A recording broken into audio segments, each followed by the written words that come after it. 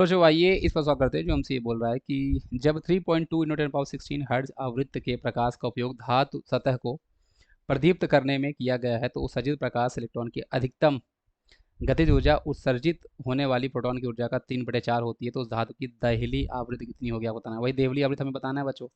आपको पता है बच्चों, हमारे पास फॉर्मूला जो होता है वो आपके पास होता है, काइनेटिक ऊर्जा जो हमारे पास होती है बच्चों वो बराबर होती है जो आपके पास आपतित ऊर्जा होती है माइनस आपके पास बच्चों हमारे पास जो वर्क फंक्शन होता है या कार्य फलन जो आपके पास होता है उसको, जिसको हम लोग एच म्यू नॉट से निकाला करते हैं, इसे दिखाया करते हैं, उसके बराबर होता है। ये देहली ऊर्जा आपके पास होती है, ये एच है ना ऊर्जा। क्योंकि देखो ऊर्जा को मैं डायरेक्टली फॉर्मूले में लिख रहा हूँ बच्चों, क्योंकि ऊर्जा का फॉर्मूला आपको पता है बच्चों, हम लोग एच म्यू से निकाला करते हैं। आप ये मैक्स प्लांक आप पढ़कर आ चुके हो। देखो जो अगर आप ये चीज़ें क्लास में पढ़ी होंगी तो आपको समझ में आएंगी, अदरवाइज आपको चीज़ें समझ में नहीं आ रही होंगी।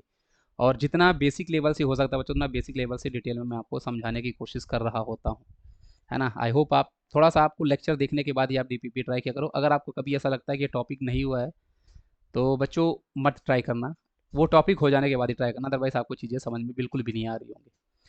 अब उसने क्वेश्चन में देखो सीधा सीधा है, आप इसको उसने देखो उसने क्वेश्चन में एक बड़ा अच्छा काम कर दिया। उसने बोला कि उत्सर्जित प्रकाश इलेक्ट्रॉन की अधिकतम जो गतिज ऊर्जा है वो उत्सर्जित होने वाली फोटोन की जो ऊर्जा है बच्चों उसका 3/4 आपके पास है। तो धातु की देहली ऊर्जा बच्चों आपको यहाँ पे निकालनी थी। तो आपको यहाँ पे करना क्या है, देखो क्वेश्चन वैसे बोला क्या है कि हमें एक आवृत्त प्रकाश का उपयोग, मतलब इतनी आवृत्त प्रकाश का उपयोग हम किसी सत्ता को प्रदीप्त करने में करते हैं। तो ये जो आपके पास यहाँ से ऊर्जा निकल रही होगी बच्चों, इसी का 3/4 आपके पास बच्चों गतिज ऊर्जा हमारे पास है। तो गतिज ऊर्जा आपके पास बच्चों कितना है, वो 3/4 टाइम्स ऑफ आपके पास बच्चों ई है। ये कौन सा ई, यही आपका जो एच म्यू है, इसी ई का 3/4 है। तो इसको भी मैं यहाँ पे ई लिख लेता हूँ बच्चों, और माइनस एच म्यू नॉट हो जाएगा। एच म्यू नॉट इधर ट्रांसफर करो तो आपके पास यहाँ पे H mu naught is equal to हमारे पास बच्चों ई माइनस 3.4 इधर जाके होगा। तो ई में आप 0.75 लिखोगे तो आपके पास ये 0.25 ई आपके पास आएगा। बस आप यहाँ पे ई निकालो और ये ई आपका एच म्यू होता है, तो आंसर आपके पास निकल के आ जाएगा बच्चों। अभी भी आपको केवल देहली आवृत्ति निकालनी है बच्चों, तो आपके पास 0.25 ई का फॉर्मूला हमारे पास होता है बच्चों एच म्यू, और डिवाइड में बच्चों आपके पास देखो हमारे पास बच्चों एच आ गया, तो एच से एच भी आपका कैंसिल हो गया। तो आपको केवल क्या करना है, 0.25 आपके पास जो रहा होगा उसको आपको फ्रीक्वेंसी से मल्टीप्लाई कर दो।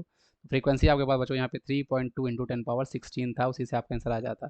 तो 0.5 जिसको हम 1/4 बोल सकते हैं, तो 0.25 को बच्चों आप 1/4 बोल सकते हो, या आपके पास 0.8 × 10 पावर आपके पास बच्चों 16 हो जाएगा।